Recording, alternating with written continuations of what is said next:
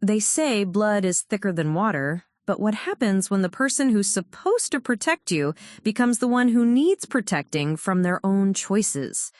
My name is Evelyn Scarlette, and this is the story of how a single recorded conversation changed not just my relationship with my family, but the entire trajectory of my life. It's about discovering that sometimes the cruelest words come from the people closest to us, and how those moments of pain can become the catalyst for something extraordinary. But before I tell you about the recording that started it all, let me take you back to where this story really begins, in the perfectly imperfect chaos of my everyday life. Before we jump back in, tell us where you're tuning in from, and if this story touches you, make sure you're subscribed, because tomorrow I've saved something extra special for you. The morning light filtered through the sheer curtains of my childhood bedroom in suburban Phoenix, Arizona, casting dancing shadows across the pale blue walls that hadn't been repainted since I turned 13. At 22, I was still living at home, a reality that felt both comforting and suffocating in equal measure. My parents, Robert and Linda Scarlette, had always been the kind of people who valued family above everything else. Our modest two-story house on Maple Creek Drive wasn't much to look at from the outside. Standard stucco exterior, small front yard with a struggling desert landscape. But inside, it was filled with the accumulated warmth of decades of family dinners, birthday celebrations, and quiet Sunday mornings. I rolled out of bed that Tuesday morning, my feet hitting the cold hardwood floor as I caught my reflection in the antique mirror that had belonged to my grandmother. At 5'4", with auburn hair that never seemed to cooperate, and freckles scattered across my pale skin like constellations, I had always been what people politely called the sweet one, rather than the pretty one. My older brother, Marcus, 26 and built like he'd stepped out of a fitness magazine, had inherited all the traditional good looks in our family. While I struggled with confidence and spent most of my time buried in books or volunteering at the local animal shelter, Marcus had sailed through life with the kind of effortless charm that opened doors and turned heads.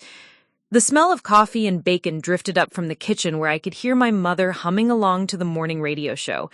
This was our routine. Mom would be up at 6:30, Dad would leave for his job at the accounting firm by 7:15, and I would stumble downstairs around 8 to find a plate wrapped in foil with my name on it. It was a simple life, perhaps too simple for someone who had graduated with a degree in social work, but was currently working part-time at Henderson's Books and More while trying to figure out what came next. "Morning, sweetie," Mom called out as I padded into the kitchen in my oversized university sweatshirt and pajama pants. Linda Scarlette was one of those women who had perfected the art of making everyone feel welcome in her kitchen. At 53, she still had the same bright smile that had captured my father's heart 30 years ago, though now it was framed by laugh lines and the kind of gentle wisdom that only comes from raising two very different children. "Marcus called this morning," she continued, flipping a pancake with practiced ease. "He's bringing Jessica over for dinner tonight. They have some exciting news to share." My stomach did a small flip, though I couldn't quite identify why. Marcus and Jessica Torres had been dating for 8 months, and while I had tried to be supportive and welcoming, there was something about Jessica that always left me feeling unsettled. Maybe it was the way she had a comment for everything, my clothes, my hair, my career choices, always delivered with a smile that never quite reached her eyes. Or perhaps it was how she seemed to view our family gatherings as some sort of performance where she was the star and the rest of us were merely the supporting cast. "That's wonderful," I managed, accepting the plate of pancakes Mom slid across the counter. "Any idea what the news might be?" Mom's eyes twinkled with the kind of knowing look that mothers perfect over decades of practice. "Well, let's just say I might need to start thinking about flowers and venues." My heart sank a little. An engagement. Of course it was an engagement. Marcus had been dropping hints for months about taking the next step and how Jessica was the one. I should have been excited for my brother, and part of me genuinely was, but there was a nagging voice in the back of my mind that whispered warnings I couldn't quite articulate. The rest of the day passed in a blur of mundane activities that suddenly felt precious in retrospect. I spent the morning at Henderson's, helping elderly customers find large print mysteries and recommending young adult novels to teenagers who looked exactly like I had a few years earlier. Uncertain, searching, trying to find themselves in stories about people who seemed so much braver than they felt. During my lunch break, I walked the 3 blocks to Sunset Valley Animal Shelter, where I spent 2 hours socializing the rescue dogs and cats, finding comfort in their unconditional acceptance and simple needs. It was there, sitting in the sunshine with a senior golden retriever named Charlie, that I allowed myself to examine my feelings about Marcus and Jessica more honestly. The truth was, I had never felt good enough around Jessica Torres. She was everything I wasn't, confident, polished, the kind of woman who always looked put together, even in casual clothes. Jessica worked as a marketing coordinator for a high-end real estate company, drove a sleek white BMW, and had the kind of social media presence that made her life look like a carefully curated magazine spread. More troubling was how different Marcus became around her. My brother, who had spent our childhood building blanket forts and teaching me how to throw a baseball, had gradually transformed into someone who seemed constantly concerned with appearances and status. Their conversations revolved around expensive restaurants, weekend trips to Scottsdale resorts, and 5-year plans that involved country club memberships and designer everything. As I drove home that evening in my well-worn Honda Civic, I found myself hoping that whatever announcement was coming would somehow bridge the growing distance I felt between myself and the brother who had once been my closest friend and fiercest protector. The house smelled like Mom's famous pot roast when I walked through the front door, and I could hear Dad's booming laugh coming from the living room where he was undoubtedly showing Marcus something on his tablet, probably photos from his latest fishing trip or a funny video one of his coworkers had shared. I had just enough time to shower and change into what I hoped was an appropriately celebratory outfit, dark jeans and a soft green sweater that Mom always said brought out my eyes, before the doorbell rang. Through the frosted glass of our front door, I could see Jessica's silhouette, her posture perfect, even in shadows. She always rang the doorbell rather than just walking in like family, a small detail that had never bothered anyone else, but somehow always made me feel like she was maintaining some sort of invisible boundary. "Evelyn!" Jessica's voice rang out as I opened the door, and she immediately pulled me into one of her signature hugs, the kind that looked warm and genuine, but felt somehow calculated, as if she was performing affection rather than feeling it. She looked stunning as always, her dark hair styled in loose waves, her makeup flawless, wearing a cream-colored dress that probably cost more than I made in a month at the bookstore. Marcus stood behind her, grinning widely, his arm protectively wrapped around his waist. He looked happier than I'd seen him in months, his dark eyes bright with excitement and anticipation. For a moment, seeing his joy, I felt ashamed of my reservations and promised myself I would do better, be more supportive, and find a way to genuinely welcome Jessica into our family.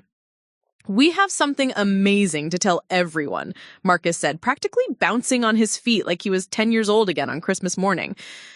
As we gathered around the dinner table that had hosted countless family meals, birthday celebrations, and heart-to-heart conversations, I had no idea that this would be the last time our family would sit together in innocent happiness.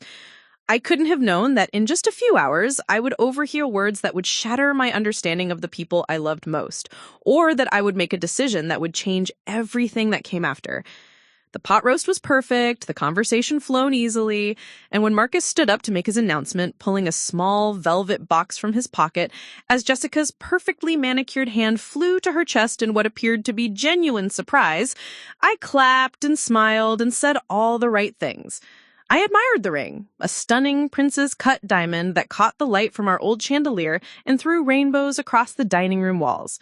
I listened as they shared their vision for a June wedding, their dreams of a house in the foothills, their plans for a honeymoon in Europe. And in that moment, surrounded by my family's laughter and Jessica's excited chatter about venues and flowers and dress designers, I genuinely believed that my biggest challenge would be learning to love my future sister-in-law the way my brother so obviously did. I had no idea that by the end of the week, I would be questioning everything I thought I knew about loyalty, family, and the courage it takes to stand up for what's right, even when it means standing alone.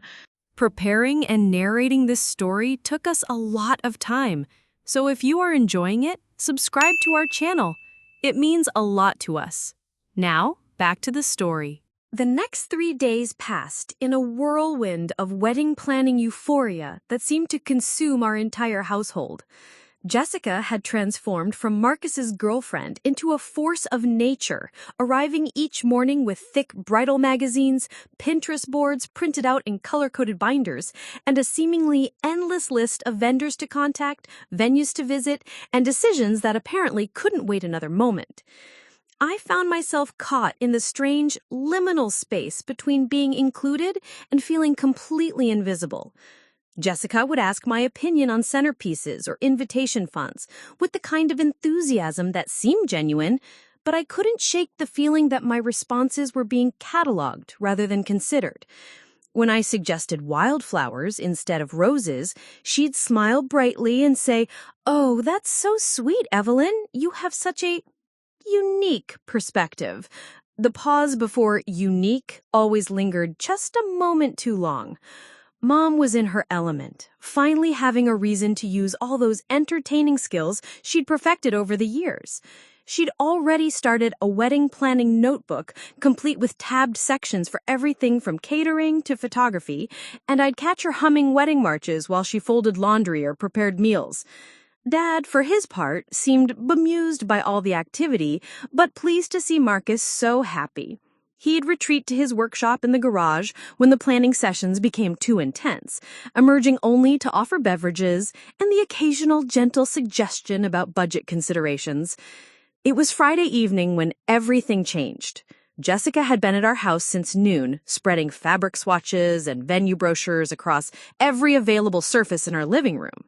She'd brought her laptop, her tablet, her phone, and what appeared to be half a filing cabinet's worth of printed materials. Marcus had been called away to handle some crisis at his construction job, leaving Jessica to continue her planning marathon with Mom as her eager assistant. I'd been relegated to the kitchen, tasked with preparing what Jessica called brain food, an elaborate charcuterie board with specific cheeses, crackers, and fruits that she'd requested from the gourmet market across town. As I arranged brie and aged cheddar on Mom's good serving platter, I could hear their voices drifting in from the living room, Jessica's animated explanations punctuated by Mom's encouraging murmurs. "The venue coordinators said we could do the ceremony on the east lawn and then move everyone to the pavilion for the reception. It's perfect because the lighting will be absolutely magical during golden hour and we'll have those gorgeous mountain views in all the photos." "It sounds beautiful, dear. Have you started thinking about your bridal party?" There was a pause, and I found myself holding my breath without quite knowing why. Through the archway between the kitchen and living room, I could see Jessica's perfectly styled profile as she studied something on her laptop screen. "Well, obviously my sister Natalie will be my maid of honor, and I have 3 friends from college who I absolutely have to include. Then there's my cousin Miranda from Seattle and my work friend Stephanie." "That sounds lovely. And what about Evelyn? I know she'd be thrilled to be part of your special day." The silence that followed was so complete that I could hear the hum of our refrigerator and the distant sound of neighborhood kids playing in their backyard. I set down the cheese knife I'd been holding, my hands suddenly unsteady. When Jessica finally spoke, her voice had a different quality, flatter, more matter-of-fact. "Oh, Linda, that's so sweet of you to suggest. But honestly, I'm trying to create a very specific aesthetic for my wedding photos. You know how important visual cohesion is these days, especially with social media and everything?" "Of course," Mom said, though I could hear the confusion in her voice. "The thing is," Jessica interrupted, and I could hear her shifting position on our old couch, "Evelyn just wouldn't fit with the look I'm going for. I mean, she's a sweet girl, don't get me wrong, but she's not exactly bridal material. I need my bridal party to be cohesive, you know? All the girls need to complement each other and the overall vision." My heart pounded so hard I was sure they could hear it in the next room. I pressed myself against the counter, hidden from their view, but positioned where I could hear every word. "I'm not sure I understand," Mom said carefully. Jessica's laugh was light, casual, as if she were discussing flower arrangements or menu options. Linda, you seem like such a worldly woman. Surely you understand that some people are just more photogenic than others. Evelyn is, well, let's be honest, she's not exactly the prettiest girl. And with her weight issues and that skin situation she has going on, she'd really stand out in photos, and not in a good way. I can't have someone that unfortunate looking standing next to me on the most important day of my life. The words hit me like physical blows. I gripped the edge of the counter, my knuckles white, feeling like all the air had been sucked out of the room. In the living room, I could hear Mom's sharp intake of breath. "Jessica," Mom started, her voice tight with barely controlled emotion. "That's my daughter you're talking about." I know, Jessica said quickly, and like I said, she's very sweet, but we both know she's not exactly blessed in the looks department. I mean, have you seen how she dresses? Those oversized sweaters and jeans that don't fit properly? And don't even get me started on that hair. It's like she's not even trying. My hands were shaking now, and I felt tears burning behind my eyes. But something else was building inside me. A cold, clear anger that cut through the hurt. Almost without thinking, I pulled my phone from my pocket. My fingers moved automatically, opening the voice recording app I sometimes use to capture story ideas or reminders to myself. I pressed record.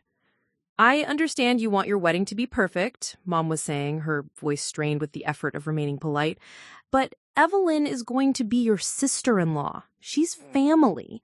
"Which is exactly why I'm being honest about this," Jessica replied. "Look, she can still be at the wedding, obviously. She can sit in the front row and smile for photos during the reception, but standing up there with me, next to all my gorgeous friends, it would just be awkward for everyone, especially for her." There was a rustle of papers, and I could picture Jessica gathering her wedding materials with the same casual efficiency she brought to everything else.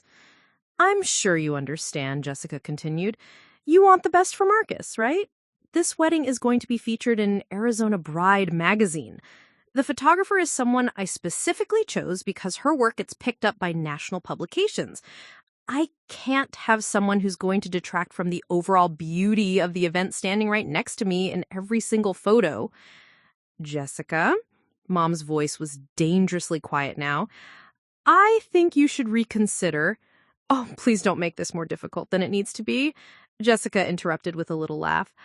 "I know you love Evelyn, but surely even you can see that she's just not wedding party material.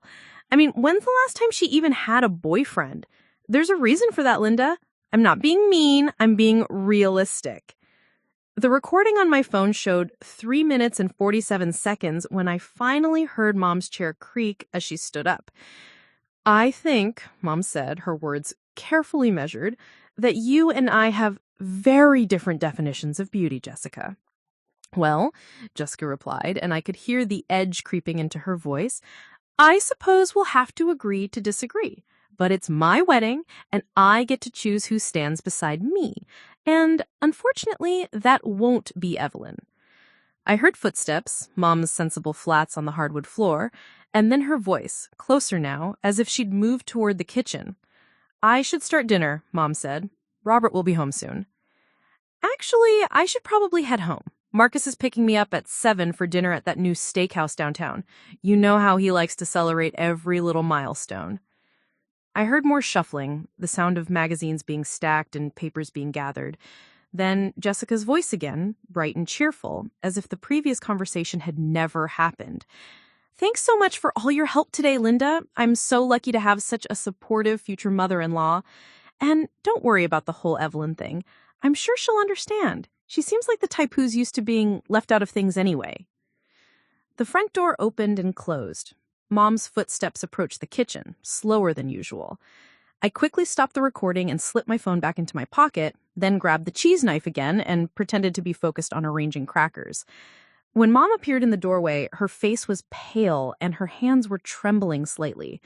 We looked at each other for a long moment, and I could see in her eyes that she was trying to decide what to say, how much I might have overheard, how to protect me from words that were already burned into my memory. "Evelyn," she started softly. I heard, I said simply. Mom's composure crumbled then, and she crossed the kitchen in 3 quick steps to wrap me in her arms. I let myself be held, breathing in the familiar scent of her lavender perfume and the lingering smell of the vanilla candle she always lit while cooking dinner. "She's wrong," Mom whispered fiercely into my hair. "She's wrong about everything." But as we stood there on our kitchen, surrounded by the ordinary props of our everyday life, I felt something fundamental shift inside me. The hurt was still there, sharp and immediate, but it was being joined by something else, a cold, determined clarity that I'd never experienced before. Jessica Torres had just made the biggest mistake of her life. She had underestimated me, dismissed me, and assumed that I would simply accept being treated as less than human. She had said these things to my mother, in my family's home, about the wedding where she would become part of our family. She was wrong about that too. As I pulled away from Mom's embrace, my phone felt heavy in my pocket, weighted with the recording that contained every cruel word Jessica had spoken. I didn't know yet what I was going to do with that 4 minutes of audio, but I knew with absolute certainty that I was going to do something. The girl who had spent her whole life being the sweet one, who had always chosen peace over confrontation and acceptance over action, was about to discover what she was really made of. And Jessica Torres was about to learn that sometimes the people you dismiss as harmless are the ones who hold the power to change everything. The weekend that followed Jessica's recorded confession became a masterclass in family dysfunction and internal warfare. I spent Friday night lying awake, staring at the ceiling, while my phone sat on the nightstand like a loaded weapon. Every few hours, I'd pick it up, scroll to the voice recording, and hover my thumb over the play button without ever pressing it. The knowledge of what those 4 minutes contained felt both empowering and terrifying. Saturday morning arrived with the kind of oppressive Arizona heat that makes even the early hours feel thick and suffocating. I found Dad in the kitchen, already dressed for his weekly golf game with his longtime friend Bill Peterson, humming while he prepared his travel mug of coffee. He looked up when I shuffled in, still in my pajamas, and probably looking like I'd been hit by a truck. "Morning, sunshine," he said with his usual cheerful energy. "You're up early for a Saturday. Everything okay?" The question hung in the air between us, loaded with more weight than Dad could possibly understand. I wanted to tell him everything. About the recording, about Jessica's cruel words, about the sick feeling in my stomach that hadn't left since yesterday evening. But looking at his kind, unsuspecting face, I found myself frozen. "Just couldn't sleep," I managed, pouring myself orange juice with hands that still trembled slightly. "Well, Marcus and Jessica are coming over this afternoon to look at old photo albums. Your mom wants to put together some kind of memory display for the engagement party. Should be fun." The engagement party. I had forgotten that Mom had been planning a celebration for next weekend, had already sent invitations to extended family and close friends. The thought of standing in our backyard, pretending to celebrate while knowing what Jessica really thought of me, made my chest tighten with anxiety. After Dad left, I found Mom in her bedroom, sitting on the edge of the bed, with her own cup of coffee, staring out the window at nothing. She looked like she'd slept about as well as I had. "Mom?" I started, then stopped, not sure how to continue. She turned to me, and I could see the internal struggle written across her features. Linda Scarlette had spent 25 years of marriage perfecting the art of family harmony, of smoothing over conflicts and finding diplomatic solutions to problems. This situation was testing every instinct she had. "I keep thinking," she said slowly, "that maybe I misunderstood. Maybe Jessica didn't mean it the way it sounded." But even as she said it, we both knew it was wishful thinking. There had been nothing ambiguous about Jessica's words, nothing that could be reinterpreted or explained away. She had been crystal clear about her opinion of me, and equally clear that she saw nothing wrong with expressing it. "What are we going to do?" I asked. Mom was quiet for a long time, turning her coffee mug in her hands like she was trying to divine answers from the ceramic surface. I don't know, sweetheart. I've been thinking about it all night, and I just don't know. The afternoon brought Marcus and Jessica, arriving together in his pickup truck, with Jessica carrying a designer tote bag that probably cost more than my monthly salary. She breezed into our house like nothing had happened, kissing my cheek and complimenting Mom's hair like she hadn't spent yesterday afternoon decimating my self-worth in our living room. "Evelyn," she exclaimed, giving me that performance hug again. "You look so cute today. I love that vintage style you've got going on."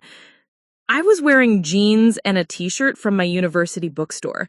There was nothing vintage about it, but Jessica had a talent for making compliments sound like thinly veiled insults. What made it worse was that Marcus beamed at her words, clearly proud of his fiancé's efforts to bond with his family. The photo album session was pure torture. We gathered around the dining room table while Mom brought out decades of family memories, carefully preserved in those old-fashioned albums with the plastic sleeves and magnetic pages. There were pictures of Marcus and I at various stages of childhood, gap-toothed school portraits, Christmas mornings in matching pajamas, family vacations to the Grand Canyon and Rocky Point. Jessica cooed over each photo with what seemed like genuine enthusiasm, exclaiming over how adorable we'd been as children and how sweet our family traditions looked. But I found myself analyzing every comment, searching for the hidden meaning behind her words. When she lingered over a photo of Marcus and I building a sandcastle during a beach vacation, saying, "Oh my God, you two were so precious together. Evelyn, you've always been the little sidekick, haven't you?" I felt the familiar sting of being diminished. Marcus, oblivious to the undercurrents, launched into stories about our childhood adventures, painting me as his devoted younger sister who had always looked up to him, always followed his lead. Jessica listened with rapt attention, occasionally glancing at me with what I was beginning to recognize as a kind of calculated assessment, as if she was filing away information for future use. "We should definitely include some of these in the engagement party display," Jessica said, selecting several photos that featured Marcus prominently while I remained safely in the background or cropped partially out of frame. "These really capture the essence of your family dynamic." The way she said family dynamic made my skin crawl. I excused myself to get more iced tea and spent longer than necessary in the kitchen, gripping the counter and trying to steady my breathing. When I returned, I found them looking at more recent photos, graduation pictures, holiday celebrations, candid shots from family barbecues. "Oh, this one is perfect," Jessica said, holding up a photo from last year's 4th of July celebration. In it, Marcus had his arm around her while they both grinned at the camera, looking like a magazine advertisement for young love. I was visible in the background, slightly blurred, carrying the tray of hamburger patties to Dad at the grill. "We should blow this one up for the engagement party. It really shows how happy Marcus is." That's when it hit me. Jessica wasn't just planning to exclude me from her wedding party, she was systematically erasing me from their narrative, choosing photos and memories that minimized my presence while maximizing their perfect couple image. I was being edited out of my own brother's life story, reduced to background scenery and the tale of their romance. After they left, I found myself back in my bedroom, staring at my phone again. The recording was still there, still waiting, but now I was paralyzed by a different kind of fear. What if I played it for Marcus and he chose Jessica anyway? What if he accused me of recording her without permission, of trying to sabotage his happiness? What if the confrontation tore our family apart? Sunday dinner was a strained affair. Dad had invited his sister Patricia and her husband Mike, along with their teenage daughter Sophie, thinking it would be nice to share our family's exciting news. Jessica arrived wearing a sundress that looked effortless, but had probably taken an hour to select, and she immediately launched into wedding planning mode, describing venues and themes and guest lists with infectious enthusiasm. The ceremony is going to be at sunset, with all these gorgeous mountain views in the background, and the reception will have string lights and these amazing floral arrangements that my friend, who's a professional event planner, designed specifically for us. It sounds absolutely magical, Aunt Patricia gushed. And have you chosen your bridal party yet? I felt my stomach clench, but Jessica fielded the question with practiced ease. Oh, yes, I have the most incredible group of women standing with me. My sister, my college friends, my cousin from Seattle. It's going to be like a fairy tale.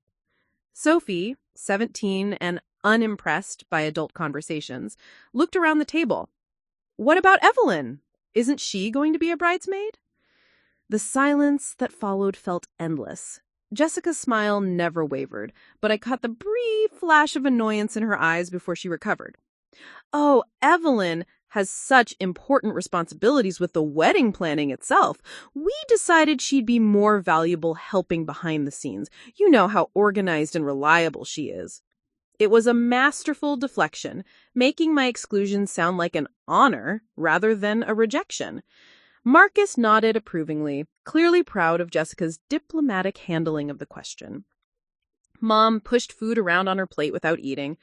Dad, sensing tension he couldn't identify, started talking about a fishing trip he was planning. But Sophie wasn't satisfied. That's weird, she said with teenage bluntness. I thought sisters-in-law always had to be bridesmaids. At least that's what happened when my friend's brother got married. Every wedding is different, Jessica replied, her voice taking on a slightly sharper edge. What matters is that everyone contributes in their own special way. After dinner, while the adults lingered over coffee and Jessica regaled them with more wedding details, Sophie cornered me in the kitchen, where I was loading the dishwasher. Okay, what's really going on? She asked, leaning against the counter with her arms crossed. That whole thing about you being more valuable behind the scenes was total BS, and we both know it. Sophie had always been perceptive, too smart for her own good, and unafraid to call out adult hypocrisy when she saw it.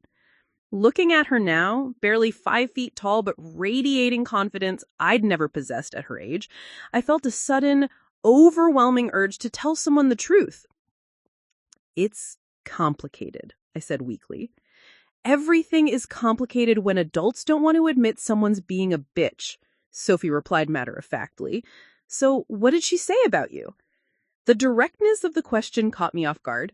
Before I could stop myself, I found myself telling her everything.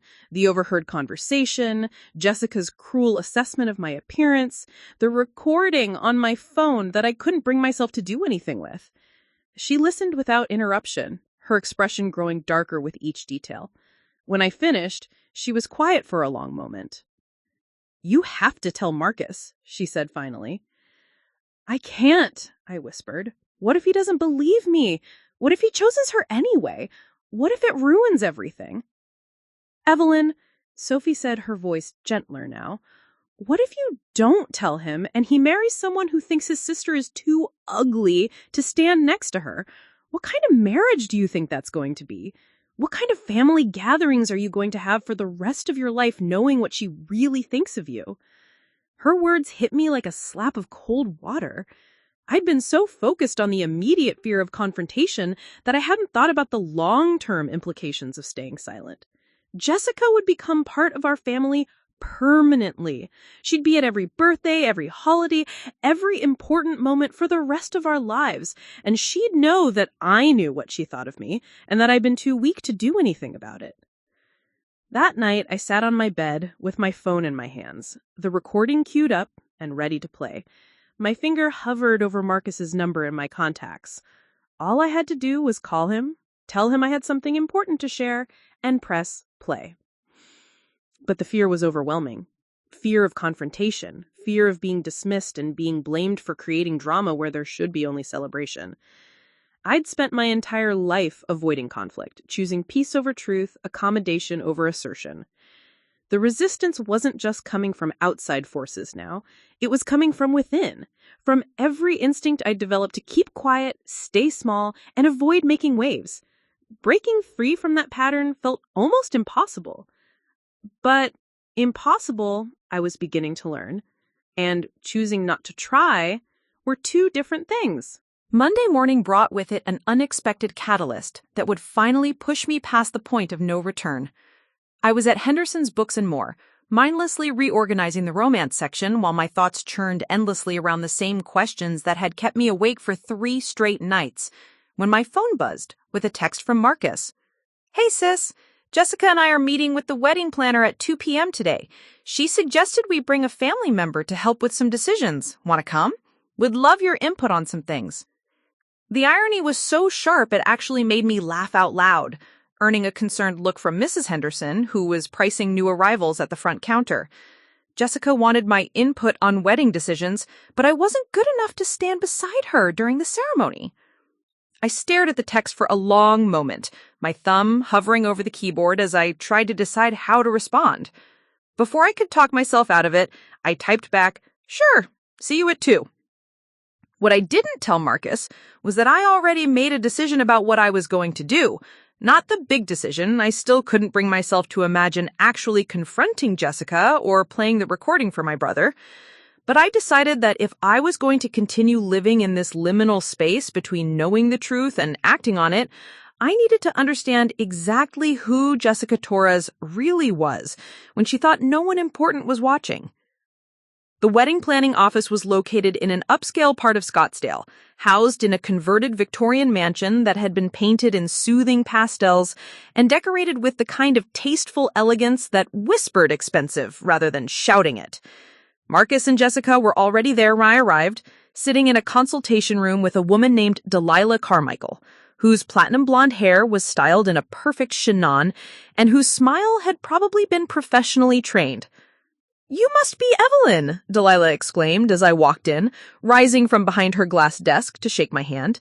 "Jessica has told me so much about you. It's wonderful that you're so involved in helping with the planning process." I caught Jessica's eye as Delilah spoke, and for just a moment I saw something flicker across her expression, surprise, perhaps, or annoyance that I'd actually shown up.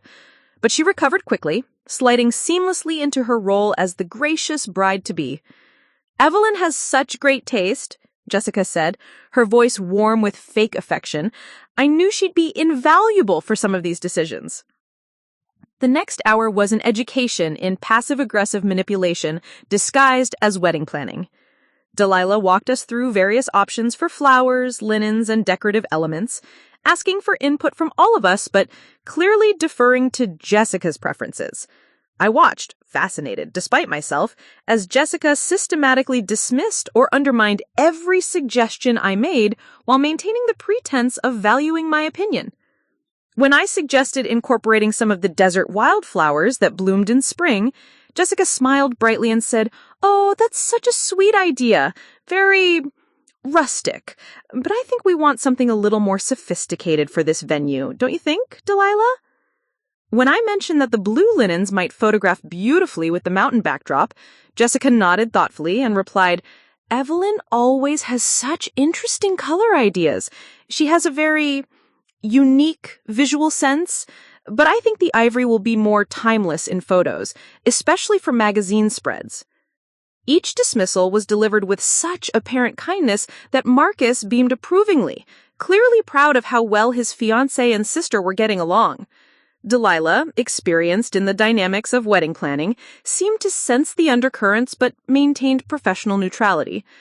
It was when we moved on to discussing the reception timeline that things took a more pointed turn. "Mal, we'll want to plan the introductions of the wedding party carefully. Jessica, you mentioned you have 6 bridesmaids.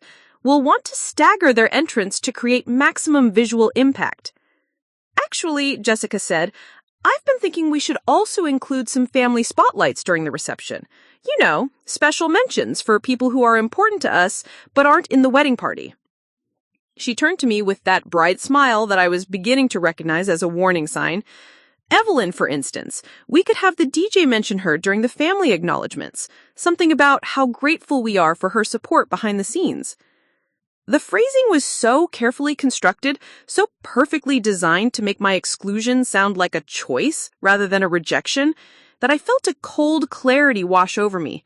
This wasn't just about the wedding. This was about establishing a pattern, a dynamic where Jessica would control the narrative about my place in their lives, where I would be forever relegated to the grateful supporting character in their love story. "That's so thoughtful," I managed to say, my voice sounding surprisingly steady to my own ears. Marcus reached over and squeezed my shoulder. "See, I told you Jessica would make sure you felt included. She thinks of everything." After the appointment, Marcus had to rush back to a job site, leaving Jessica and me standing together in the parking lot beside our cars. For a moment, neither of us spoke. The afternoon sun was brutal, shimmering off the asphalt in waves that made everything feel slightly unreal. "That went well," Jessica said finally, adjusting her designer sunglasses and checking her reflection in her car window. "Delilah really knows what she's doing." "She seems very professional," I agreed. Jessica turned to face me then, and I caught a glimpse of something calculating in her expression. "You know, Evelyn, I really appreciate how understanding you've been about the whole bridesmaid situation. I know some people might have taken it personally, but you're mature enough to see the bigger picture." The casual cruelty of it took my breath away. She was actually congratulating me for accepting my own humiliation gracefully. More than that, she was testing me, probing to see if I would continue to play along with her narrative. "It's your wedding," I said carefully. "You should have it exactly the way you want it." "Exactly." Jessica's smile was brilliant now, relieved and triumphant. "I knew you'd understand. You're not like those other girls who make everything about themselves. You know your place in the family dynamic." Know your place. The words echoed in my head as I drove home, hands gripping the steering wheel so tightly my knuckles went white. Know your place. Jessica hadn't just excluded me from her wedding party, she'd established a hierarchy where I was permanently positioned below her, where my role was to be grateful for whatever scraps of inclusion she chose to offer. When I got home, I found Mom in the kitchen, aggressively cleaning the already spotless counters in a way that told me she was working through her own emotional turmoil. She looked up when I walked in, her face carefully neutral. "How was the appointment?" she asked. "Educational," I said. We looked at each other for a long moment, and I could see in her eyes the same struggle I'd been wrestling with. She knew what the right thing to do was, but she also knew the potential cost of doing it. "Mom," I said slowly, "what would you do if someone treated Sophie the way Jessica treats me?" The question hung between us like a challenge. Mom set down her cleaning cloth and leaned against the counter, really considering her answer. "I'd probably want to strangle them," she said finally. "But that's different. Sophie isn't my daughter getting married." "But I am your daughter," I pointed out, "and this is my family too." Mom's composure cracked then, just slightly. "I know, sweetheart. God, I know. But I keep thinking about what this could do to Marcus. What if he chooses her? What if we tear the family apart?" "What if we don't?" I countered, "and she spends the next 30 years treating me like I'm not good enough to breathe the same air as her? What kind of family dinners are we going to have when I have to pretend to love and respect someone who sees me as fundamentally defective? Where I will have to watch my parents bite their tongues and swallow their own hurt for the sake of keeping peace? What happens when they have birthday parties and family photos and holiday celebrations, and Jessica finds new ways to make sure I know I don't really belong? What happens to us as a family when one person gets to decide who's worthy of respect and who isn't?" Mom sank into one of the kitchen chairs, suddenly looking older than her 53 years. "I don't know. I just don't know what the right answer is." But as I stood there, looking at my mother, this woman who had spent my entire life protecting me, supporting me, believing in me, I realized that I did know. The right answer was the one that required courage. The right answer was the one that meant standing up for myself and for the values our family had always claimed to hold. The right answer was the hard one. That evening, I sat in my bedroom with my laptop open and my phone beside me. I'd spent 2 hours researching everything I could find about Jessica Torres online. Her social media profiles painted the picture of someone obsessed with image and status. Every photo carefully curated, every caption designed to project success and sophistication. Her LinkedIn showed a pattern of job changes that suggested she was always climbing towards something better, always positioning herself for the next upgrade. But it was her recent post about the engagement that really illuminated her priorities. Every photo, every caption, every comment she had made focused on the wedding as a performance, an opportunity to showcase her taste and her ability to create the perfect event. There was very little about love, about partnership, about building a life together. It was all about the aesthetics, the experience, the impression she would make.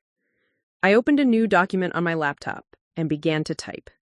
Marcus, I need to talk to you about something important regarding Jessica and the wedding. There's something you need to hear, and I think it's better if we discuss it in person. Can we meet tomorrow after you get off work? Just the two of us?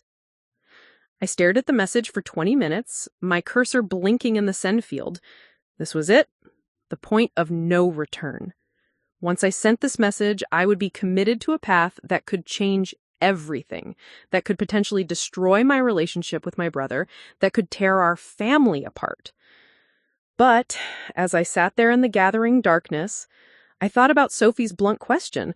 What kind of family gatherings was I going to have for the rest of my life, knowing what Jessica really thought of me?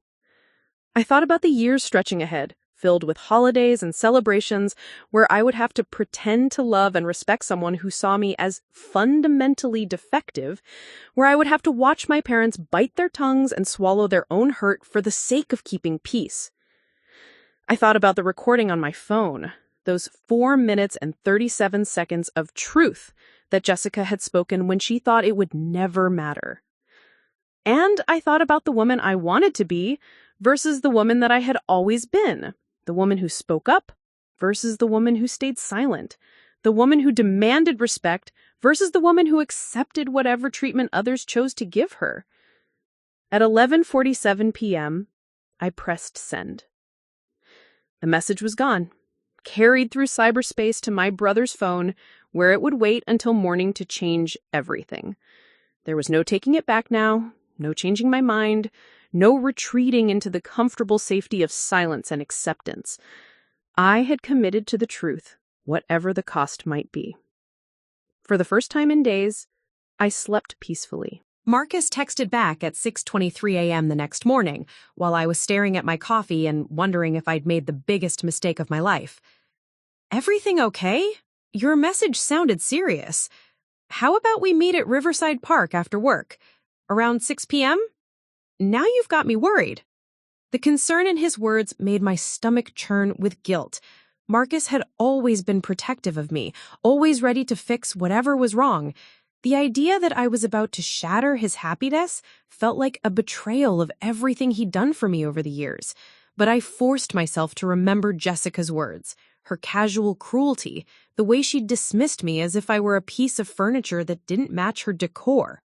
I spent the day at Henderson's in a state of nervous energy that made it impossible to focus on anything. I alphabetized the same shelf of mysteries 3 times, mixed up customer orders, and dropped an entire stack of hardcover bestsellers while trying to restock the front display. Mrs. Henderson, who'd owned the bookstore for 30 years and had developed an almost supernatural ability to read her employees' moods, finally cornered me during my lunch break. "Evelyn, dear," she said, settling into the chair across from me in the small break room, "I've seen you reorganize the same section 4 times this morning. Whatever's eaten at you, it's bigger than book placement anxiety." Margaret Henderson was 72 years old, barely 5 feet tall, and possessed the kind of gentle wisdom that came from decades of listening to customers pour out their life stories between book recommendations. She'd hired me fresh out of college when no one else would take a chance on someone with no retail experience, and she'd become something of a surrogate grandmother to me over the past year. "It's family stuff," I said weakly. "The wedding?" she asked, and I must have looked surprised because she chuckled.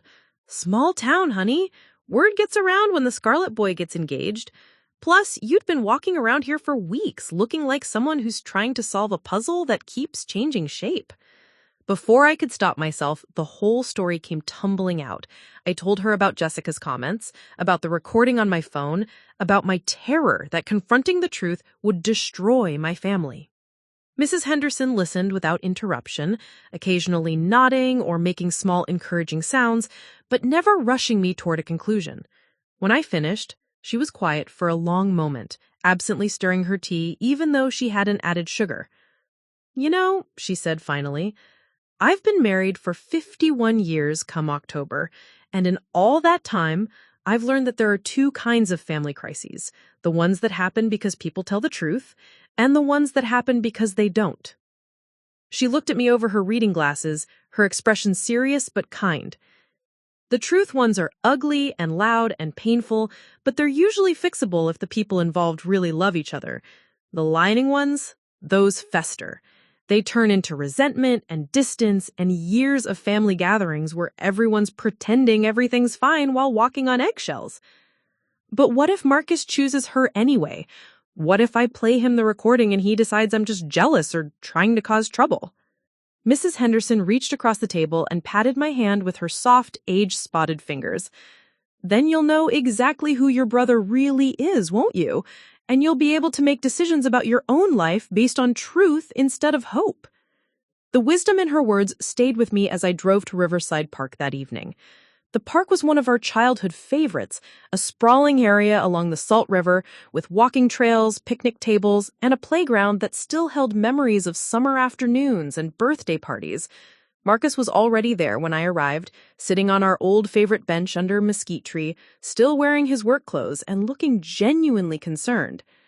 "Evie," he said, using the childhood nickname that immediately made me feel like I was 10 years old again. "What's going on? You look like you haven't slept in days." For a moment, looking at his familiar face, the same dark eyes as mine, the same stubborn chin we'd both inherited from Dad, I almost lost my nerve. This was Marcus, who taught me to ride a bike and helped me with algebra homework and driven to my college campus at midnight when I'd called him crying about a breakup with a guy who didn't deserve my tears in the first place. But then I remembered Jessica's voice saying, "She's not exactly bridesmaid material," and I pulled out my phone. "I need you to listen to something, and I need you to listen to all of it before you say anything." Marcus's expression shifted from concern to confusion. "Evelyn, you're scaring me. What is this?" "It's a recording," I said, my voice steadier than I felt, "from Friday afternoon when Jessica was at our house planning the wedding. With Mom." I could see the exact moment when understanding began to dawn in his eyes. Not full comprehension yet, but the beginning recognition that whatever he was about to hear would change things between us. "You recorded Jessica?" His voice was carefully neutral, but I caught the edge of defensiveness creeping in. "I didn't plan to," I said quickly. "I was in the kitchen and I heard her talking to Mom about the wedding party and then—" "Marcus, please, just listen." I pressed play. Jessica's voice filled the space between us, clear and unmistakable. Evelyn just wouldn't fit with the look I'm going for. I mean, she's a sweet girl, don't get me wrong, but she's not exactly bridesmaid material. I watched my brother's face as the recording continued, as Jessica's words became more cruel, more specific, more devastating. I saw the moment when shock gave way to disbelief, then to a kind of horrified recognition. His hands clenched into fists on his knees, his jaw tightened, and something in his eyes went very cold. When Jessica's voice said, "She's just not wedding party material. I mean, when's the last time she even had a boyfriend? There's a reason for that, Linda." Marcus actually flinched as if he'd been physically struck. The recording ended with Mom's dignified response about having different definitions of beauty, and then silence stretched between us like a chasm. Marcus sat perfectly still, staring at my phone as if it had betrayed him personally. "How long have you had this?" he asked finally, his voice barely above a whisper. "Since Friday night. And you waited until now to tell me?" The question wasn't accusatory exactly, but it carried weight.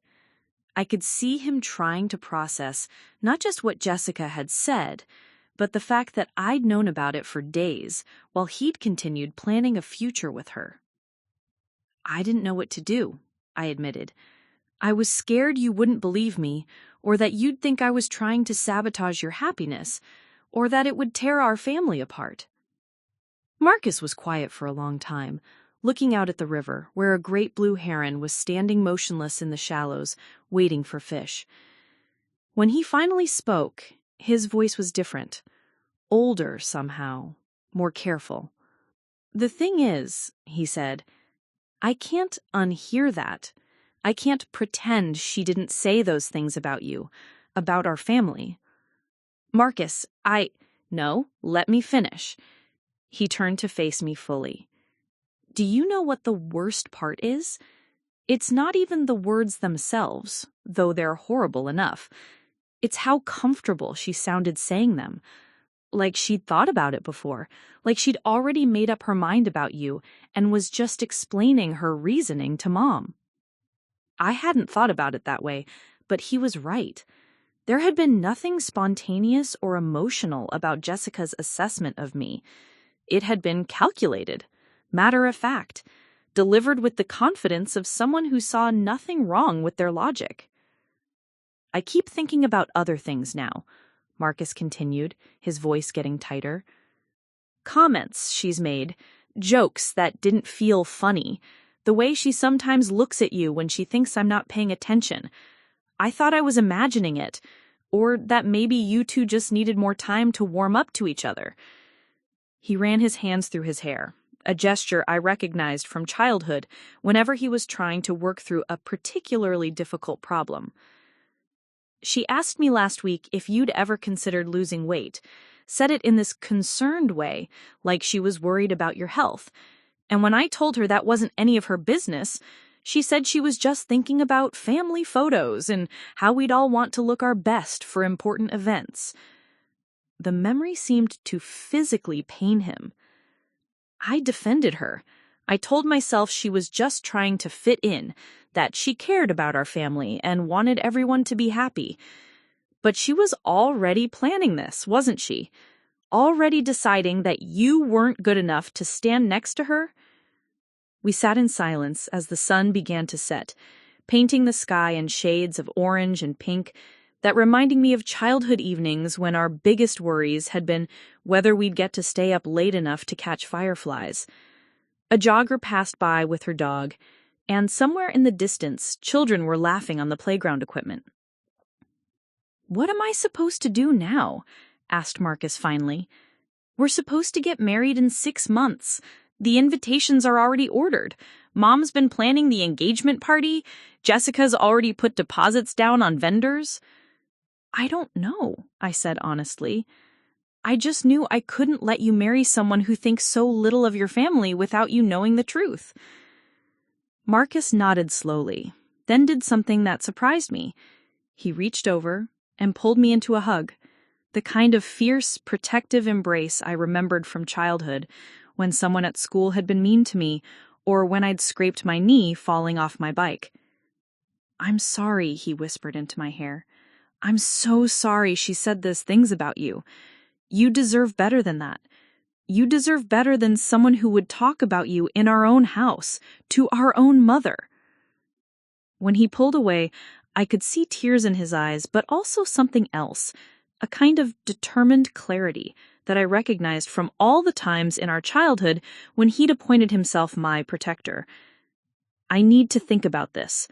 I need to figure out what kind of person I want to be and what kind of marriage I want to have, and whether I can build a life with someone who would say those things about the people I love." As we walked back to our cars, Marcus stopped and turned to me one more time. "Evie," he said, "I want you to promise me something." "What?" "Promise me that from now on, if someone treats you badly, anyone, for any reason, you won't wait days to tell me about it. Promise me you'll come to me right away, even if you think it might hurt my feelings or complicate my life." I promised, and I meant it. Because I was learning something important about the difference between keeping peace and keeping truth, between protecting someone's feelings and protecting their ability to make informed decisions about their own life. The conversation with Marcus had been the hardest thing I'd ever done, but it had also been the most necessary. And as I drove home that night, I realized that I was already becoming a different person than I'd been a week ago. Someone who could speak difficult truths. Someone who could demand to be treated with basic respect. Someone who understood that real love sometimes requires uncomfortable honesty. I still didn't know what Marcus would decide to do, but I knew I'd done the right thing by giving him the choice, and that knowledge, for the first time in days, allowed me to sleep peacefully. The next 48 hours passed in an eerie calm that felt like the eye of a hurricane. Marcus had asked for time to think, and I'd given it to him, but the waiting was excruciating. He'd canceled dinner plans with Jessica Wednesday night, claiming he had to work late on a project deadline. And when she'd suggested coming over to keep him company, he'd told her he needed to focus and would call her later. But he hadn't called her later. In fact, as far as I knew, he hadn't spoken to her at all.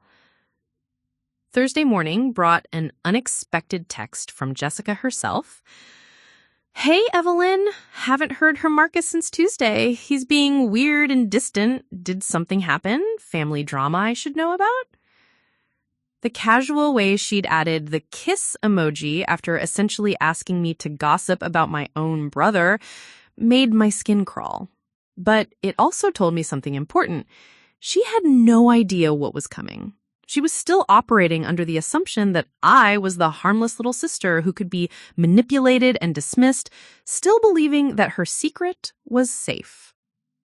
I stared at the message for a long time before typing back, "I'm sure he's just busy with work stuff. You know how he gets when he's stressed." It wasn't a lie exactly, but it wasn't the truth either. The truth was that my brother was currently wrestling with the realization that the woman he'd planned to marry saw his sister as fundamentally defective, and I had no idea which way that internal battle was going to go. Thursday evening, Marcus finally called.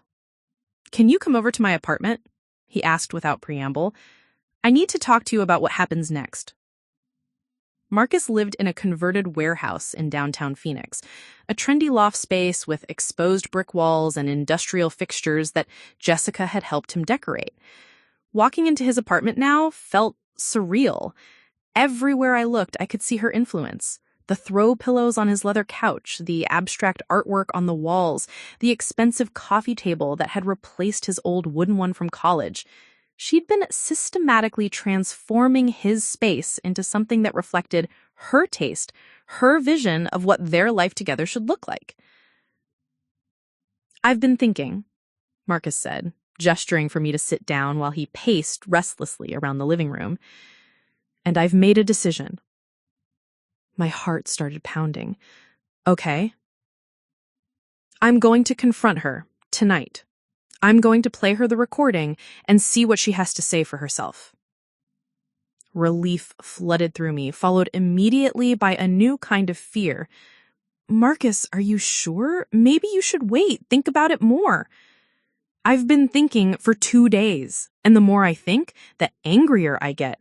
Not just about what she said about you, but about what it says about her character, about the kind of person who could sit in our family's home, accept our mother's hospitality, and then talk about you like you're some kind of embarrassment she has to manage." He stopped pacing and turned to face me. "But here's the thing, Evie. I need you to be there when I do it." "What?" The request caught me completely off guard. "I need you there as a witness," he explained, "because if I do this alone, she's going to deny it or try to twist it around or make excuses that might confuse me. But if you're there, if she has to look you in the eye while she explains herself, then there's no hiding from what she said."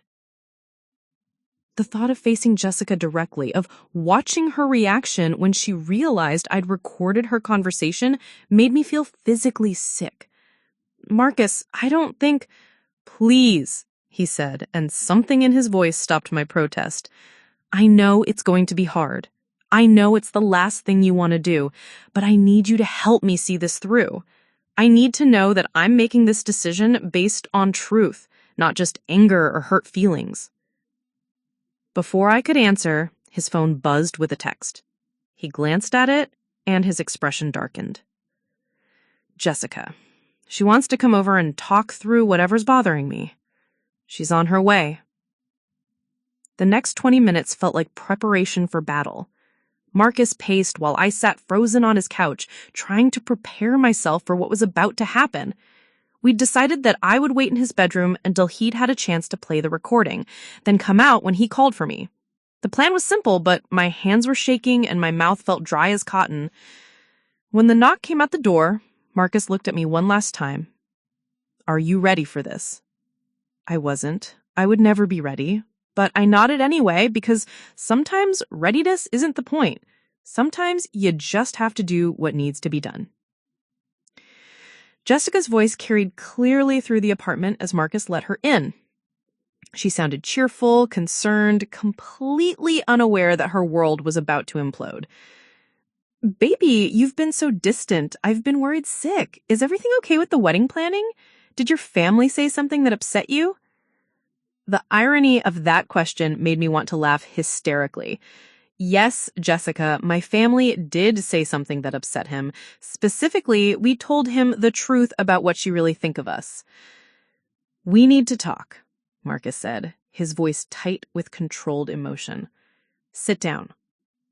"You're scaring me," Jessica replied, but I could hear her settling onto the couch, probably arranging herself in that graceful way she had, preparing to deploy whatever combination of charm and concern would be needed to handle the situation. "I want you to listen to something," Marcus said. "Okay. Marcus, what is this about?" And then my own voice filled the apartment, playing back through Marcus's phone speakers. "I need you to listen to something. And I need you to listen to all of it before you say anything." The recording began. From my hiding spot in Marcus's bedroom, I could hear every word with crystal clarity. Jessica's voice, discussing bridal shad dresses and wedding aesthetics, then shifting into casual cruelty.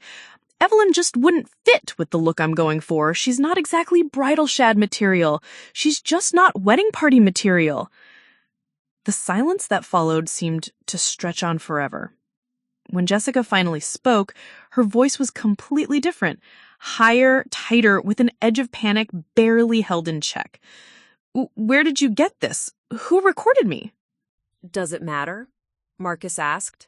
"The question is whether you said these things, and we both know you did.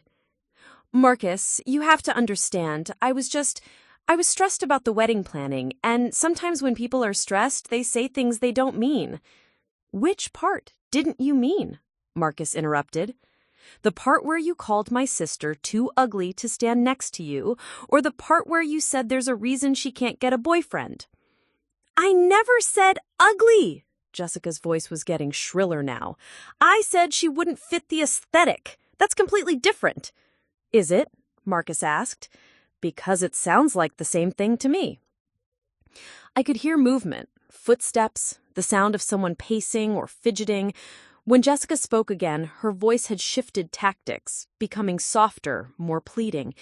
"Baby, you have to understand, wedding planning is incredibly stressful. There's so much pressure to make everything perfect, and sometimes that pressure makes you focus on details that don't really matter. I was just thinking about photos and visual cohesion, and you told my mother that my sister was too unfortunate looking to be in our wedding party. You said this in my family's home, after eating my mother's food and accepting her help with wedding planning. You said these things about someone who has never been anything but kind to you." "Marcus, please, just let me explain." "Evelyn!" Marcus called out, and I knew it was time. Walking out of that bedroom to face Jessica Torres was one of the hardest things I'd ever done. She was sitting on the edge of the couch, her perfect makeup slightly smudged, her hands twisted together in her lap. When she saw me, her face went through a series of expressions: surprise, recognition, calculation, and finally something that looked almost like fear. "You," she said, her voice flat, "you recorded me." "Yes," I said, surprised by how steady my own voice sounded. "I did." "That's illegal," she said quickly, looking between Marcus and me. "Recording someone without their consent is illegal in Arizona." "Actually," Marcus said, "it's not. Arizona is a one-party consent state. As long as one person in the conversation knows it's being recorded, it's perfectly legal. I hadn't known that, but I was grateful Marcus apparently had done his research. Jessica's face flushed red, and I could see her scrambling for a new angle of attack. This is entrapment. You set me up. You let me think I was having a private conversation with your mother, and then you used my words against me. Your words, I repeated. Not my words about you. Your words about me. You were speaking privately to Linda about a private matter. About me, I said again. You were speaking privately about me in my house to my mother about why I'm not good enough to be in your wedding. Jessica stood up abruptly, her composure finally completely cracking. Fine. Yes, I said those things because they're true. I'm sorry if that hurts your feelings, Evelyn, but someone needed to be honest about the situation. The words hung in the air like poison gas. Marcus took a step back, as if she'd physically struck him. Honest about what situation? He asked quietly. About the fact that your sister doesn't fit into the life we're building together. About the fact that she's going to drag down every social event we ever host, every photo we ever take, every impression we ever make. I'm trying to build something here, Marcus. I'm trying to create a life that reflects who we are, who we want to be. And having someone like her in our wedding party sends completely the wrong message. Someone like her, Marcus repeated. What exactly does that mean? You know what it means. She's frumpy and awkward, and she has no sense of style or social grace. She works in a bookstore, for God's sake. She volunteers at an animal shelter. She doesn't fit into our world, and pretending otherwise isn't doing anyone any favors. The mask was completely off now. This was Jessica Torres without the performance, without the careful modulation of voice and expression that she used to manage other people's perceptions. This was who she really was when she felt cornered and exposed. Our world, Marcus said slowly. And what world is that exactly? The world of successful people, she threw her hands up in frustration. The world of people who care about how they present themselves, who understand image matters, who don't settle for mediocrity. She turned to me then, her eyes blazing with a fury that was finally completely honest. You want to know the truth? The real truth? You're exactly the kind of person I've spent my entire life trying to not become. Settling for less, accepting whatever life hands you, being grateful for scraps, instead of demanding excellence. And I will not let you drag me down to your level just because you happen to be related to the man I love. The words should have destroyed me. A week ago, they probably would have. But standing there in Marcus's living room, looking at this woman who had just revealed the full extent of her cruelty and shallow priorities, I felt something unexpected. Pity. Jessica, I said quietly, you're not the one who needs to worry about being dragged down. And that's when she made her final, desperate play, the one that would determine whether Marcus was truly the man I believed him to be, or whether love could blind him to even this level of toxicity. Marcus, she said, turning away from me to face him directly, you have to choose. It's me or her, because I will not spend the rest of my life pretending that this is acceptable, pretending that she belongs in our world. If you choose her over me, you'll regret it for the rest of your life. The ultimatum hung between them like a blade, and in that moment I realized that everything, our family, my relationship with my brother, my own self-worth, depended on what Marcus said next. The silence that followed Jessica's ultimatum stretched on for what felt like an eternity. Marcus stood perfectly still in the center of his living room, his face a mask of controlled emotion as he processed what had just happened. Jessica had forced his hand, demanding that he choose between the woman he'd planned to marry and the sister he'd protected his entire life. But I could see in his eyes that she'd miscalculated. Badly. Choose, Marcus said slowly, his voice dangerously quiet. You want me to choose? Yes, Jessica said, lifting her chin defiantly. Because this is ridiculous, Marcus.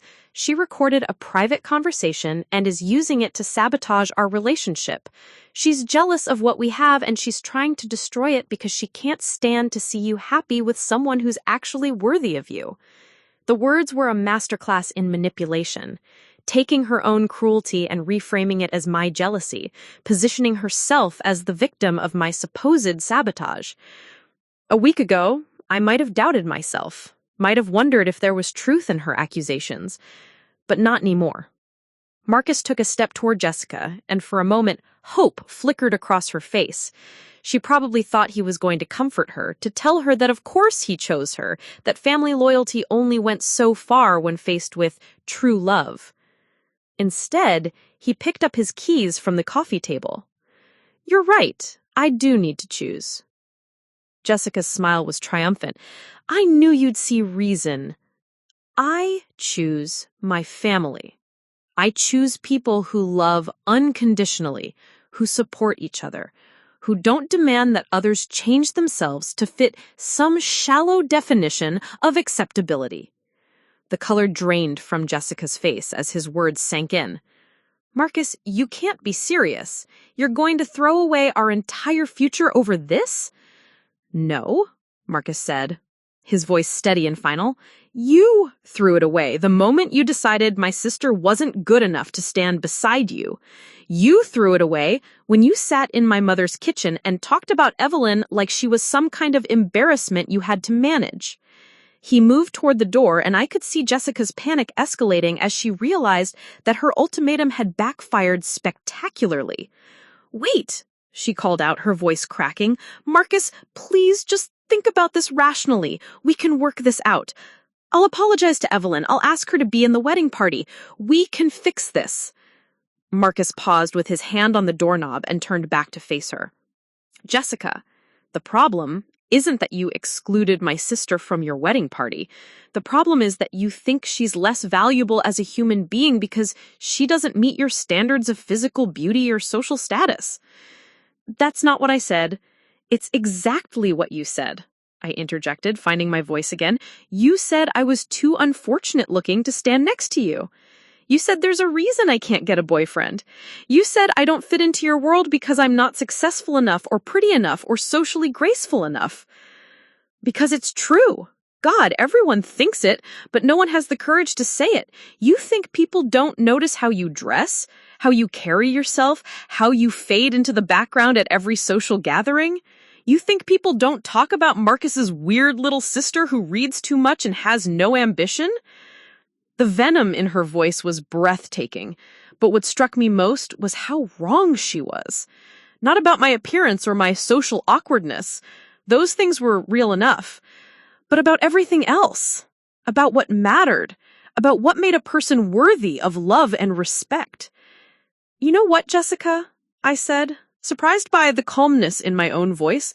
"You're probably right that some people think those things about me, but the difference between us is that I've never thought it was okay to be one of those people." Marcus opened the door and gestured toward the hallway. "I think you should leave now." "You're making the biggest mistake of your life," Jessica said, grabbing her purse and stalking toward the door. "You'll regret this, Marcus. When you're 40 and alone because you chose your pathetic sister over a woman who could have given you everything, you'll remember this moment." "I already am remembering this moment. I'm remembering exactly who you are when you think no one important is watching." Jessica paused in the doorway, making one last desperate attempt to regain control of the situation. "The deposits are non-refundable. The venue, the photographer, the caterer, that's $15,000 down the drain." "Then I guess that's $15,000 well spent. If it means I don't spend the rest of my life married to someone who would say those things about my family." After Jessica left, slamming the door behind her with enough force to rattle the windows, Marcus and I stood in his apartment not quite knowing what to do with ourselves. The confrontation had been so intense, so emotionally draining, that the sudden quiet felt almost surreal. "Well," Marcus said finally, sinking onto his couch, That went about as badly as it could possibly have. I'm sorry, I said, sitting down beside him. I know this isn't what you wanted to happen. Marcus was quiet for a long moment, staring at his hands. When he looked up at me, his eyes were sad, but clear. You know what's weird? He said. Part of me is relieved. I kept telling myself that the things about Jessica that bothered me were just quirks, personality differences. The way she'd make little comments about people's clothes or weights or choices. The way she'd get that look on her face when we'd go to family gatherings, like she was tolerating something beneath her. He shook his head as if trying to clear away old illusions. I convinced myself that she was just particular, that she had high standards, that she wanted the best for both of us. But hearing her talk about you like that wasn't just cruelty, Evie. It was contempt. Pure, casual contempt for someone whose only crime was not being pretty enough or successful enough to meet her arbitrary standards. Marcus, I started, but he held up a hand. Let me finish, he said, because I need to say this and I need you to hear it. Jessica was wrong about everything. About you, about what matters, about what kind of life is worth building. But she was especially wrong about one thing. He turned to face me fully, his expression serious and intent. She said that people talk about you, that they see you as Marcus's weird little sister who has no ambition. But you know what I see when I look at you? I see someone who volunteers her time to help animals that have been abandoned and neglected. I see someone who works in a bookstore because she genuinely loves connecting people with stories that might change their lives. I see someone who has never, not once in 22 years, said a cruel word about another person's appearance or circumstances. My throat was tight with emotion, but Marcus wasn't finished. I see someone brave enough to record a conversation that she knew would hurt her, because she understood that the truth was more important than keeping peace. I see someone who was willing to risk her relationship with her brother because she loved him enough to let him make an informed decision about his future. Tears were streaming down my face now, but they weren't tears of sadness anymore. And most importantly, Marcus continued, I see someone who just stood in this room and faced down a person who had spent weeks systematically undermining her self-worth, and instead of crumbling or lashing out, she responded with grace and dignity. He reached over and took my hand. Jessica was wrong about you, Evie. Completely, thoroughly wrong. You're not weird or unsuccessful or unfortunate looking. You're kind and thoughtful and brave. And any man who doesn't see that isn't worthy of your time. We sat there for a while, processing everything that had happened, everything that had changed. Eventually, Marcus got up and started moving around his apartment, gathering things that belonged to Jessica. A silk scarf draped over a chair, expensive skincare products on the bathroom counter, a cookbook she bought him that featured elaborate recipes he'd never had time to make. I should probably call Mom and Dad, he said, dropping Jessica's belongings into a box. Let them know the engagement is off before they hear it from someone else. How do you think they'll react? I asked. Marcus considered this. I think Mom will be relieved, honestly. She's been walking on eggshells around Jessica for months, trying to include her while also protecting your feelings. And Dad never really warmed up to her anyway. He thought she was too concerned with appearances. As if summoned by our conversation, Marcus's phone rang. Mom's name appeared on the screen. Speak of the devil, Marcus said, answering the call. Hey, Mom. Even from across the room, I could hear the tension in Mom's voice as she rapidly spoke into the phone. Marcus's expression grew increasingly grim as he listened. Slow down, he said. Start from the beginning. What did Jessica say to you? The conversation continued for several minutes, with Marcus occasionally interjecting questions or making sounds of disbelief. Finally, he said, Mom, the engagement is off. Jessica and I just broke up. I'll explain everything when I get home, but right now, don't believe anything she tells you about Evelyn or about what happened tonight. After he hung up, Marcus turned to me with a mixture of anger and resignation on his face. Jessica called Mom 20 minutes ago. Apparently, she told her that you'd been secretly recording family conversations for weeks, that you'd manipulated the audio to make her sound bad, and that you'd convinced me to break up with her because you were jealous of our relationship. The audacity of it was staggering, but also somehow predictable. Jessica had built her entire life around managing perceptions and controlling narratives. Of course, she would try to spin the situation to make herself the victim. She also told Mom that she was considering legal action against you for invasion of privacy and defamation, and that she hoped our family was happy with what we'd accomplished because we'd just destroyed the best thing that ever happened to me. I felt a chill of fear run through me. Legal action? Can she do that? She can try, Marcus said grimly, but she'd have to prove damages, and she'd have to explain in court exactly what was on that recording that was so damaging to her reputation. Somehow, I don't think Jessica wants to stand in front of a judge and explain why she called my sister too ugly to be in her wedding party. That evening, we drove to our parents' house together, ready to face whatever aftermath Jessica's phone call had created. But as we pulled into the driveway of my childhood home, I realized something had fundamentally changed inside me during the confrontation with Jessica. For the first time in my life, I wasn't afraid of someone else's opinion of me. Jessica Torres could spread whatever lies she wanted, could try to paint me as jealous or manipulative or vindictive. It didn't matter because I knew the truth about who I was and what I'd done.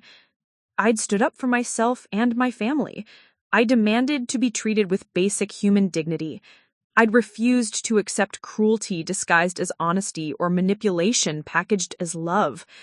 And most importantly, I'd learned that my worth as a person had nothing to do with whether I was pretty enough or successful enough or socially graceful enough to meet someone else's arbitrary standards. The breakthrough wasn't just Marcus choosing our family over Jessica. The breakthrough was me finally understanding that I had never needed anyone's permission to be worthy of love and respect, including my own. 6 months later, I stood in front of the full-length mirror in my childhood bedroom, adjusting the deep emerald dress I'd chosen for Marcus's actual wedding day. Yes, you heard that right. Marcus was getting married after all, just not to Jessica Torres. The woman applying finishing touches to my makeup was Sarah Chen, a veterinarian Marcus had met 3 months after his breakup when he'd brought a stray dog he'd found at a construction site to the emergency animal clinic where I volunteered on weekends. Sarah was everything Jessica wasn't. Kind without calculation, beautiful without vanity, successful without condescension. More importantly, the first thing she'd said when Marcus introduced us was, "Oh my God, you're the sister who works with the rescue animals. Marcus talks about you constantly. I've been dying to meet you." "There," Sarah said, stepping back to admire her handiwork. "You look absolutely radiant, Evelyn. That color is perfect on you." I studied my reflection, barely recognizing the confident woman looking back at me. The changes weren't just physical, though I had made some of those too. Finally investing in clothes that fit properly, finding a hairstylist who understood how to work with my natural texture, developing a skincare routine that had cleared up the stress-related breakouts I'd been battling for years. The real transformation was deeper, visible in the way I held my shoulders, the directness of my gaze, the smile that reached all the way to my eyes. "I can't believe how different I look," I said, and immediately corrected myself. "I mean, how different I feel." "You look like someone who knows her own worth," Sarah replied, and I realized that was exactly right. The past 6 months had been a whirlwind of personal growth and family healing. After that confrontational night at Marcus's apartment, we'd returned home to find our parents waiting in the living room, Dad pacing anxiously, while Mom sat with her hands folded tightly in her lap. Jessica's phone call had clearly shaken them both, but not in the way she'd probably intended. "Tell us everything," Mom had said before we had even sat down. "And I mean everything, from the beginning." So we had. Marcus played the recording again, explained the timeline of events, described the confrontation and its aftermath. When we finished, Dad was quiet for a long moment before asking a single question. "Are you okay, sweetheart?" The sweetheart was directed at me, and the genuine concern in his voice had made me cry all over again. "That woman," Mom had said, her voice tight with controlled fury, "had the audacity to call me and suggest that my own daughter was lying about being insulted and humiliated in our own home." "What did you tell her?" Marcus had asked.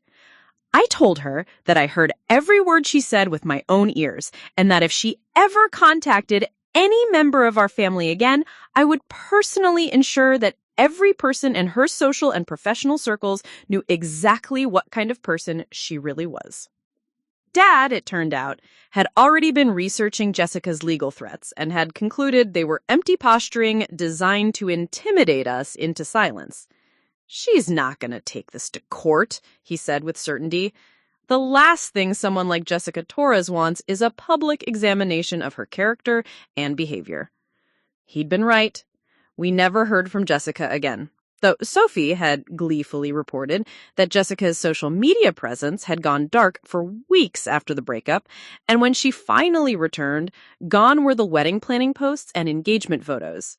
Instead, there were inspirational quotes about toxic family dynamics and choosing yourself over people who don't appreciate your worth. The engagement party that Mom had been planning was quickly transformed into a celebration of family unity instead.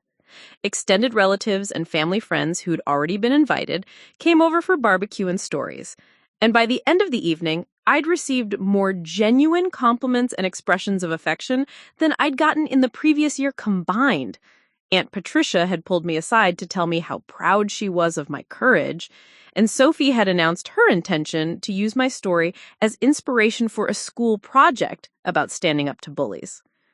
But the most significant changes in my life hadn't been about other people's responses to my situation. They'd been about my own response to myself and my place in the world. 2 weeks after the confrontation, I walked into Henderson Books and More and give Mrs. Henderson my 2 weeks' notice. "I'm going back to school," I told her, "for my master's in social work. I want to work with teenagers who are struggling with self-esteem and family issues." Mrs. Henderson had smiled as if she'd been expecting this announcement for months. "It's about time," she said. "You've got too much to offer the world to spend it reorganizing my romance section indefinitely." She'd been right about that, too. Arizona State University had accepted me into their graduate social work program for the spring semester, and I'd already been connected with an internship at a community center that provided counseling services to adolescents. The work was challenging and emotionally demanding, but it felt like the first time in my life that I was using my experiences, including the painful ones, to make a meaningful difference. The volunteering at the animal shelter had expanded too. I'd started a program pairing rescue dogs with teenagers in the counseling center, helping both the animals and the kids learn to trust again. The program had been so successful that we'd received a grant to expand it to other centers throughout the Phoenix area. Dating was still a work in progress, but even that had improved dramatically. I'd gone on 3 dates in the past 2 months. Nothing serious yet, but actual dates with men who'd ask me out because they were interested in getting to know me better, not because they were looking for someone grateful enough to accept whatever attention they offered. The confidence shift had been remarkable. When you stop accepting treatment as if you're doing someone a favor by existing, it's amazing how much better the treatment becomes. "Ready?" Marcus called from downstairs, interrupting my reflection. "Coming!"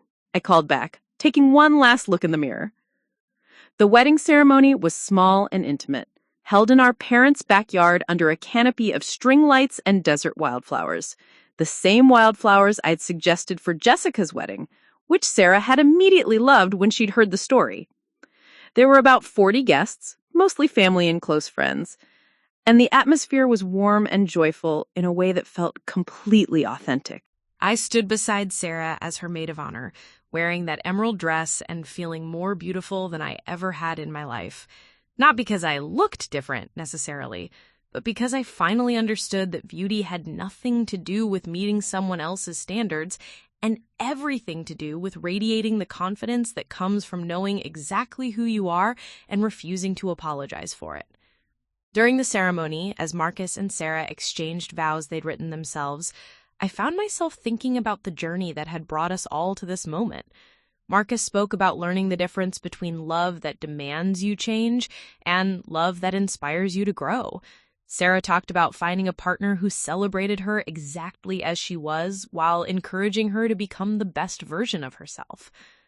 At the reception, I gave a maid of honor speech that I'd written and rewritten a dozen times, trying to capture everything I'd learned about love and family and the courage to speak difficult truths.